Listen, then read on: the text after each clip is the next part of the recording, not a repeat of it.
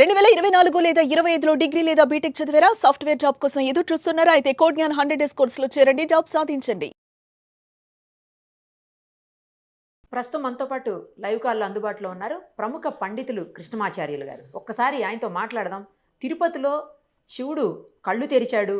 ఇంకా కలియుగం అంతమైపోతుంది అని జెప్పేసి ఇది అశుభ సూచకం అని కొంతమంది మాట్లాడుతున్నారు. గురువుగారు ఏం చెప్తారో చూద్దాం. అసలు నిజంగానే శివుడు కళ్ళు తెరిచాడా? లేకపోతే ఇదంతా కల్పితమా? అన్నీ ఆయన మాటల్లోనే వినేద్దాం. గురుగారు నమస్తే అండి. జై వీరబ్రహ్మ జై గోవిందమాంబ జై తల్లి నమస్కారం అమ్మ. సార్ గురువుగారు ఏంటి శివయ్య కళ్ళు తెరిచాడు అని చెప్పేసి మొత్తం ఒక న్యూస్ స్ప్రెడ్ అయింది. గతంలో కూడా గణపతి స్వామి కళ్ళు తెరిచాడని, గణపతి పాలు తాగుతున్నాడని ఇలా రకరకాలుగా మనం చూస్తూనే ఉంటాము.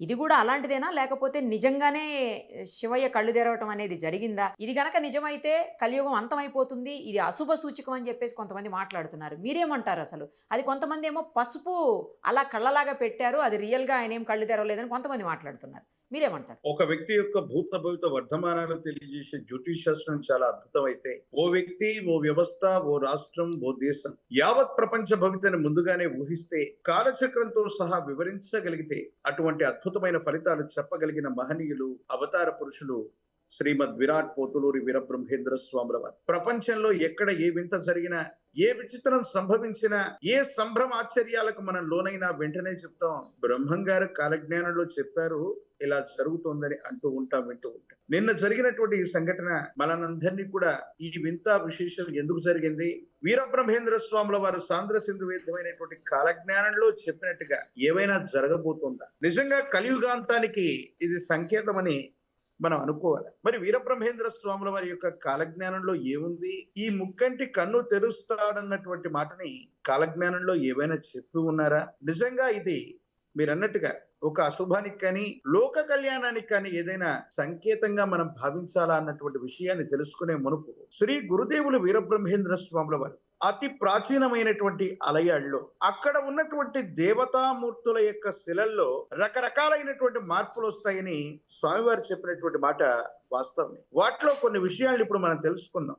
లేపాక్షి బసవన్న రంకెలేసేను, యాగంటి బసవన్న అంతకు పెరిగేను, శ్రీశైల బసవన్న శివుడాజ్ఞ కోరేను, సిరివెళ్ళ ఆంజనేయుడు నిజరూపు చూపేను, తిరువళ్ళూరు వీర రాఘస్వామి విగ్రహము నుండి వింతైన నవ్వు నవ్వేను, కంచి కామాక్షమ్మ బిరబిరా తిరగేను, మధుర మీనాక్షమ్మ మనుజులతో మాటలాడు, వెంకటేశ్వరుడి గర్భగుడిలో వేయి వింతలు పుట్లు, శ్రీకాళహస్తీశ్వరుడి గర్భగుడిలో కంఠమున లింగములుండేటి పాములే తిరిగేను.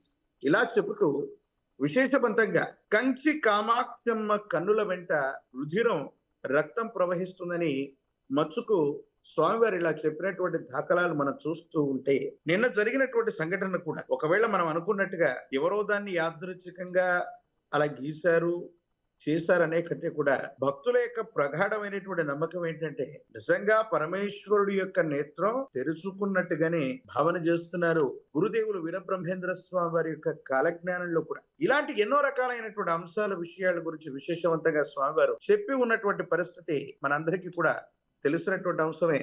మనం అనుకుంటున్నాం నిజంగానే ముక్కంటి కన్ను తెరిచారు, ఇలాగ జరగటం ఇదే మొదటిసారా? ముక్కంటి కన్ను తెరవటం, పరమేశ్వరుడి యొక్క నేత్రం తెరవటం ఇదే మొదటిసారి అంటే కాదు. 2004లో ఇలాంటి సంఘటనలు కొన్ని జరిగాయి. 2021లో ఇలాంటి సంఘటన జరిగింది. కేరళలోని గోకాక్ అన్నటువంటి ఒక విశేషవంతమైనటువంటి గ్రామంలోని శివాలయంలో ఇలాంటి సంఘటనలు జరిగినట్టుగా మనకు సోషల్ మీడియాలో కూడా సమాచారం ఉంది. 2023 జూన్ మాసంలో శ్రీకాళహస్తీశ్వర ప్రాంగణంలో మనందరికీ కూడా బాగా తెలుసు, జ్ఞాన ప్రసూనాంబ సమేత శ్రీకాళహస్తీశ్వర స్వామి వారి యొక్క వైభవం మనందరికీ కూడా తెలుసు. భక్త కన్నప్ప తన నేత్రాన్ని సమర్పించాడన్నటువంటి వృత్తాంతం కలిగినటువంటి మహోన్నతమైనటువంటి ఆలయ ప్రాంగణం శ్రీకాళహస్తిలోని ఒక్క శివాలయంలో కూడా ఇలాంటి సంఘటనే 2023 జూన్ మాసంలో జరిగినట్టుగా సమాచారం ఉంది. మళ్ళీ తిరుపతిలో నిన్న గాంధీనగర్ లోని 2023లోనే ఏర్పాటు చేయబడినటువంటి నూతనంగా ప్రతిష్టాది క్రతువు గావించబడ్డటువంటి ఆలయం. కాకపోతే ఇక్కడ ఏంటంటే, ఇక్కడ ఉన్న వృత్తాంతం ఏంటంటే, రామేశ్వరం నుండి మృత్తికని, జలాలని, కొన్ని విశేషవంతమైనటువంటి దైవికమైనటువంటి వస్తువుల్ని తీసుకొచ్చి ఈ ఆలయ ప్రాంగణాన్ని ప్రతిష్టాది క్రతువు చేసినట్టుగా అక్కడ ఉన్నటువంటి భక్తులు, ప్రత్యేకించి ఆలయ నిర్మాణంలో ఉన్నటువంటి కమిటీ సభ్యులు కొంతమంది తెలియజేశారన్నటువంటి విషయాన్ని కూడా మనం వింటూ ఉన్నాం. నిజంగానే వింతలు, విశేషాలు, విచిత్రవంతమైనటువంటి స్థితిగతులు రావడానికి గల కారణం ఏంటంటే గురుదేవుల కాలజ్ఞానంలో సుస్పష్టంగా చెప్పారు. చాలా మంది అంటున్నారు కృష్ణమాచార్య వింతలు, విశేషాలు, ప్రత్యేకించి కాలజ్ఞానాన్ని చెప్పి విశ్వ ప్రళయం రాబోతుంది అన్నటువంటి అంశాన్ని ముందుగానే చెప్పి భయాందోళన కలిగిస్తున్నారని. ఇది నా యొక్క సొంత అభిప్రాయం కానే కాదు.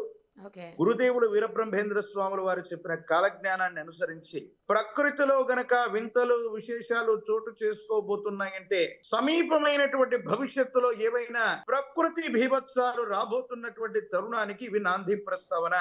అలాగే దాని వెనక లోక కళ్యాణం ఉంటుంది.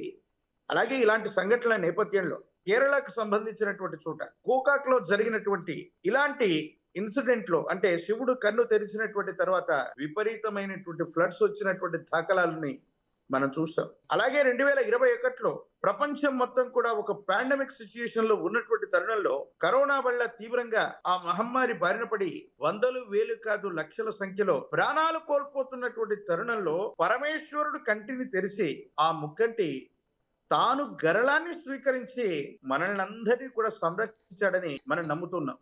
అంటే అలాంటి ఒక విపత్తు, ఆ విపత్తు వెనక లోక కళ్యాణం, ఈ రెండు జరగబోతున్నాయి అన్నటువంటి విషయాన్ని జగద్గురు శ్రీమద్ విరాట్ పోతులూరి వీరబ్రహ్మేంద్ర స్వాముల వారి యొక్క విశేషవంతమైనటువంటి ఉపాసకుడిగా నేను బలంగా విశ్వసిస్తున్నాను.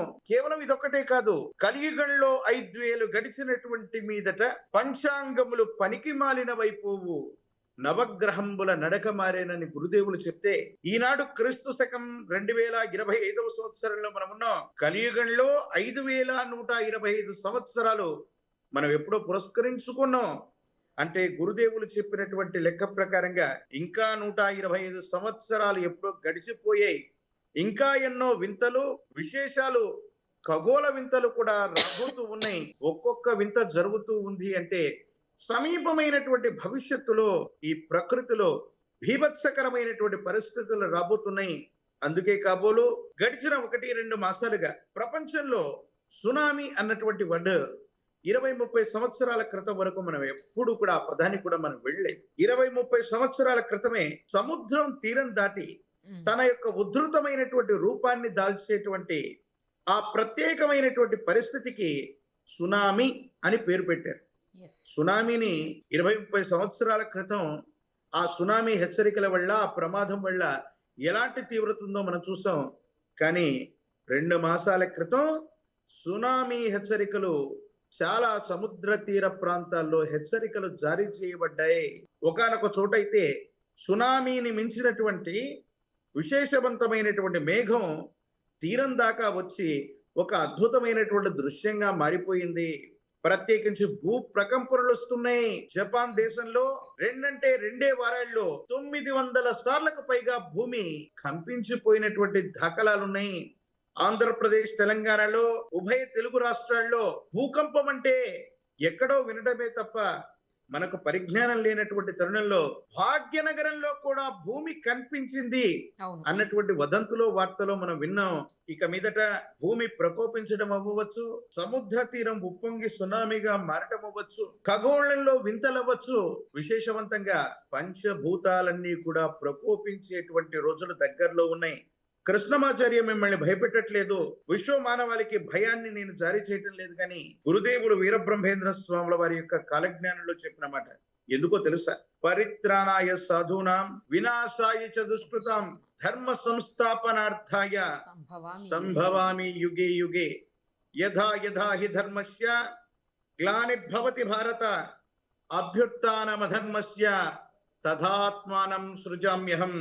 కలియుగంలోని మొదటి పాదంలోనే 5000 సంవత్సరాలు పూర్తి కాక మునిపే ధర్మం అన్నటువంటిది పూర్తిగా అనగదొక్కబడి అధర్మం వృద్ధి చెందుతున్నటువంటి రోజుల్లో పరమాత్మ తనను తాను సృజించుకుంటూ కొత్త అవతారమూర్తి రూపంగా విశేషంగా రాబోతున్నటువంటి తరుణం. అందుకే కాలజ్ఞానంలో స్వామివారు చెప్పారు, వీరభోగ వసంతరాయుడిగా నేనొచ్చు తరుణాన సముద్రములే ఉప్పొంగు పల్లె పట్నములన్నీ మునిగిపోవునని. ఇలాంటి ప్రకృతి భీభత్సకరమైనటువంటి పరిస్థితుల్లో పాపులందరూ కూడా విశేషవంతంగా నిష్క్రమించడానికి, సజ్జనులందరినీ కూడా సంరక్షించడానికి పరమాత్మ ఈ ప్రకృతి విపత్తులని జారీ చేసే ముందు అదే కొన్ని నేను అదే రకాలైనటువంటి అందుకే వింతలు అన్నాను విశేషాలు స్వామి, వస్తాయి. ఏమంటే ఇది అశుభ సూచికమా లేదా శుభ సూచికమా, ఏం జరగబోతుంది అనేది అందుకే అన్నాను ఆ మాట నేను అమ్మ అందుకనే స్వామి. కేవలం ఇది అశుభ సంబంధమైనటువంటి అంశం అనేకటి కూడా దీని అదే వెనక ఒక కొంతమంది లోక అలా కళ్యాణం అంటున్నారు, దాగి అందుకని అంటున్నాను ఎస్ ఎస్ దీని వెనక ప్రకృతి వైపరీత్యాలు మాత్రం స్వామి. తప్పకుండా వస్తాయి.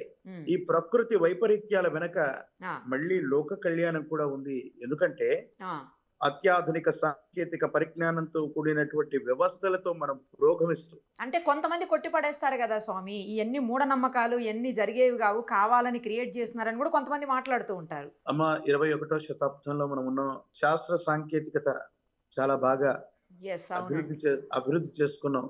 అవును, మరి 4 సంవత్సరాల క్రితం కరోనా లాంటి మహమ్మారి వస్తే అందరికి మనం అందించినటువంటి ట్రీట్మెంట్ అవును, ఏమిటి? అవును స్వామి, కరెక్ట్ మీరు చెప్పింది. స్వామివారు చెప్పినటువంటి కాలజ్ఞానాలు అందరూ చెప్పారు.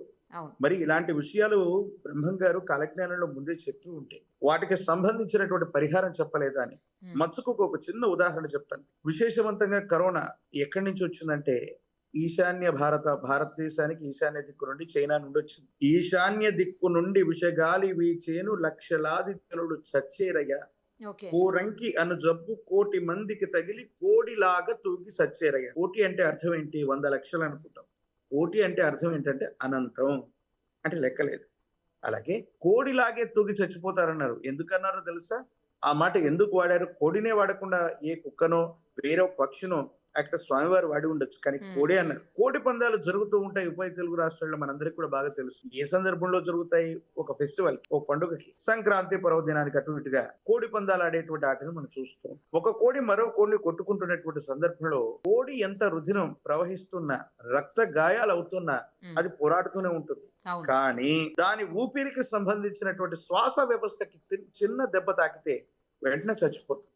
అందుకని మనిషి కృత్రిమంగా బయట నుంచి వాటికి శ్వాసనిస్తూ ఉంటాడు. కృత్రిమంగా బయట నుండి శ్వాసనిస్తుంటాడు. ఆ, స్వామివారు చెప్పింది ఏంటంటే, మీరు ఎన్ని శాస్త్ర సాంకేతికతో ఎన్ని సాధించినప్పటికీ కూడా ఈ కరోనా వల్ల ఊపిరాడక చనిపోతారు. ఇది శ్వాసకోశానికి సంబంధించినటువంటి వ్యాధి. మనందరికి ఇచ్చినటువంటి ట్రీట్మెంట్ ఏంటో తెలుసా? స్వామి. ఆక్సిజన్ సిలిండర్ల ద్వారా కృత్రిమంగా శ్వాసని అందించడమే తప్ప కరోనాకి విశేషవంతమైనటువంటి మందులు ఏవి కూడా పని చేయలేదు. చాలా మంది చనిపోయినటువంటి వాళ్ళలో ఊపిరాడక, ఊపిరితిత్తుల్లో ఏదో రకమైనటువంటి పరిస్థితుల్లో ఇబ్బంది ఏర్పడడం వల్లే చనిపోయారు. కాబట్టి గురుదేవులు చెప్పినటువంటి మాటని, ఎందుకంటే విశ్వాసాలు, మూఢ విశ్వాసాల గురించి మాట్లాడేటప్పుడు 400 సంవత్సరాల క్రితం విశ్వభవితను చెప్పిన కాలజ్ఞాని వీరబ్రహ్మేంద్ర స్వామి వారు ఉన్నటువంటి సందర్భంలో స్వామివారు ఈ భూమి మీద నడియాడుతున్నప్పుడు చాలా మూఢ విశ్వాసాలు ఉండేవి. ఎలాంటివో తెలుసా? అమ్మవారికి మేకల్ని లేకపోతే గొర్రెపోతుల్ని బలి ఇచ్చేటువంటి సాంప్రదాయం. అమ్మ బలి కోరదని చెప్పి పోలేరమ్మను పిలిస్తే అమ్మవారు నిప్పు తీసుకొచ్చినటువంటి దాఖలాలు ఉండేవి. ఈనాడు చాలా మంది అమ్మవార్లు బలి కోరరు అనేటువంటి ఉద్దేశం చేత మనం వాటిని ప్రచారం చేస్తున్నాం. అలాగే పూర్వం కన్యాశుల్కం, బాల్య వివాహం ఇలాంటి వ్యవస్థలు ఉండేవి. 10 సంవత్సరాల లోపు ఉన్నటువంటి ఆడపిల్లలకి వివాహాలు అయ్యేవి. కానీ ఎవరైనా సరే ఒక స్త్రీ రజస్వల అయితే రజస్వల అనంతరం వివాహం చేసుకోకూడదనేటువంటి మూఢనమ్మకం ఉండేది. కానీ వీరబ్రహ్మేంద్ర స్వాముల వారు 400 సంవత్సరాల క్రితం ఏ మహిళ అయినా, ఏ స్త్రీ అయినా సరే రజస్వల అయినటువంటి తర్వాత మాత్రం వివాహం చేసుకోవాలని ఈ భూమి మీద నాకు తెలిసి 400 సంవత్సరాల క్రితం రజస్వల అనంతరం మొట్టమొదటి వివాహం చేసుకున్నారు వీరబ్రహ్మేంద్ర స్వామి. ఈ రోజు భారతదేశంలో అది చట్టం. అందుకే మైనర్ గా ఉన్నటువంటి బాలికను ఎవరు కూడా వివాహం చేసుకోరు. 18 ఏళ్ళు నిండినటువంటి తర్వాత మాత్రమే ఈ రోజు భారతదేశంలో ఏ మహిళనైనా వివాహం చేసుకోవాలన్నటువంటి చట్టం. ఎన్నో రకాలైనటువంటి మూఢాచారాలను రూపుమాపినటువంటి విశేషవంతమైనటువంటి యోగి పుంగవులు వీరబ్రహ్మేంద్ర స్వామి వారు. మీరు అన్నట్టుగా చాలా మంది ఇది కేవలం మూఢ విశ్వాసం, లేకపోతే ఇలాంటివి ఏవి జరగవు అని మనం అనుకుంటున్నాం.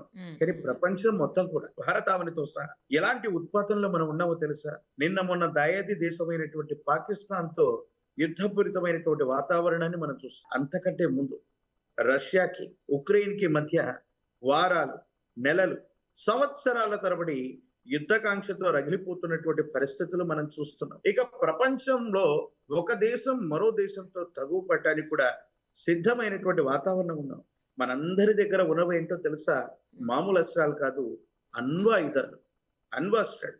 వీటిని ఉపయోగించడానికి కూడా ప్రపంచం మొత్తం కూడా సిద్ధపడిపోయింది.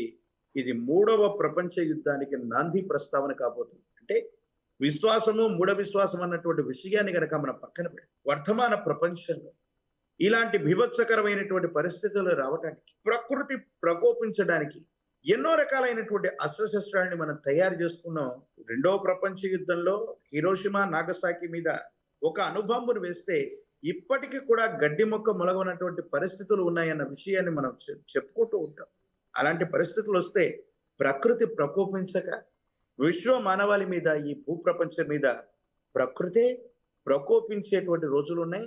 అందుకే ఇన్ని వింతలు, ఇన్ని విశేషాలు, ఇన్ని విచిత్రవంతమైనటువంటి పరిస్థితులు. అలాగే వేప చెట్టుకు పాలు కారేనన్నారు. చాలా రకాలైనటువంటి పరిస్థితుల్లో సోషల్ మీడియాలో మనం చూస్తున్నాం. ఒక కుక్క పందికి పాలిస్తుందన్నారు.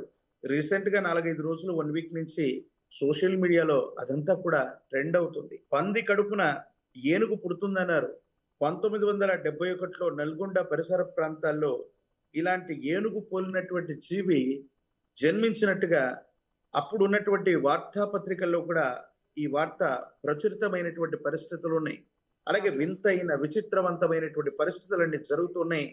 ఇది కొన్ని విశ్వాసాలకు సంబంధించింది, మూఢాచారం అని నేను అనుకోను. కానీ వీరబ్రహ్మేంద్ర స్వాముల వారి యొక్క కాలజ్ఞాన ప్రకారం సమీపమైన భవిష్యత్తులో ఇవన్నీ జరిగే అవకాశం. చాలా పర్ఫెక్ట్గా చెప్పారు స్వామీజీ. ఎందుకంటే ఈ భక్తి కావచ్చు, లేకపోతే దేవుడు కావచ్చు, లేకపోతే ఇలాంటి నమ్మకాలు ఇవన్నీ కూడా ఎవరి ఇష్టం వాళ్ళది, వన్స్ ఓన్ ఫెయిత్, ఎవరి నమ్మకం వాళ్ళది కాదని ఎవరు మాత్రం అనగలుగుతారు ఇందులో. థ్యాంక్ యూ స్వామి, థ్యాంక్ యూ సో మచ్. జై వీరబ్రహ్మ, జై గోవిందమాంబ జై. సుమన్ టీవీలో మీ పర్సనల్ అండ్ బిజినెస్ ప్రమోషన్స్ కోసం కింది నెంబర్కి కాంటాక్ట్ చేయండి.